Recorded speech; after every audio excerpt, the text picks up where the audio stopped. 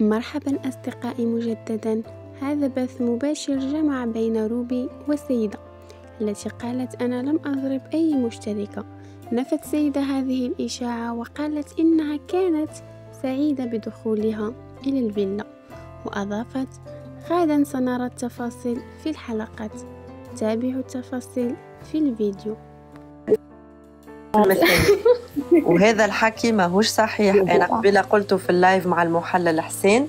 اوكي اسمه سيف يا سيف باردون سيف. اوكي لا ضربت المشتركه ولا تهجمت عليها، بالعكس كنت كتير فرحانه ومبسوطه اللي هي جات للفيلا، وبكره مع الحلقات الجمهور راح يشوف هذا الشيء. فاكيد انت اذا بدك تشحن عليا الفانز وتقول اللي انا ضاربه واللي انا عامله هكا، اكيد راح يكرهني. صح أكيد. هاي التسريبات قلت لك هذا جمهور مسير، لانه هاي التسريبات ما بتطلع الا من شخص كان موجود هنيك، واكيد مو من طاقم العمل، لانه اكيد طاقم العمل ما رح يشخصنا مع حالة مسرب هالقصص. فيعني كتير خطة قديمة وكتير صاروا واضحين. شكرا ليك. وهلا هو ممكن الفانز يعني بتوصلوا معلومة بسيطة بس هو ببالغ فيها. يعني أنا بشك إنه صراحة في حدا طلع وقال هيك عملوا مع سيدة، ما بنعرف شو عم بصير بالخاص، بس اللي صار مع سيدة إنه هي ما كانت شخص مسير. هي كانت انتوا اصلا شايفينها بالحلقات، هي شخصيتها قوية، هي فاتت ورفقة مع الكل، وبناء على المواقف اللي حتصير رح تحدد من مين بتقرب ومن مين بتبعد. فلهيك صار عليها يعني حقد مسبق. العالم مو شايفه لسه الحلقات لقدام شو حيصير. يعني انتوا يعني الفانز اللي واقف هلا ضد سيدة، بجوز انتوا تكونوا بصفة طبروقوا شوي، تفرجوا وبعدين احكموا. عرفتي؟ تماما، هاي الكلمة حكيتها.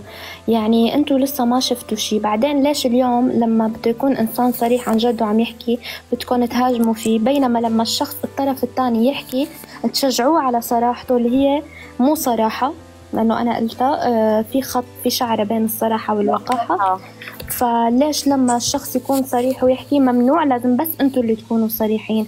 هن الفانز عم يصير عندهم هاي الشغلة، إنه يا بتكون معنا يا بتكون نفس رأينا يا أما رح نهاجمك.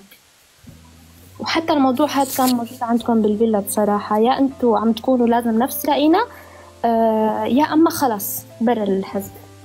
حتى مرتضى قالها يا جماعة في حلقات كتير، قال لهم يا جماعة هو أنا لولا أقول رأيي يبقى معاكم أو ما أقولش أحسن، فأنا كنت شايفة كده إن أنت لو مش معانا يبقى أنت علينا.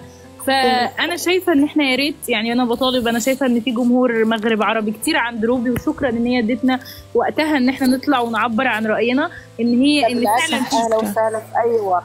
إن على فكرة أنا راح أقول كلمة. أنا في الأول أول ما دخلت روبي عجبتني، وبعدين في حلقات حسيت إنه في علامات. شكرا من القلب لكل من وضع إعجاب للفيديو. نلتقي في فيديو جديد.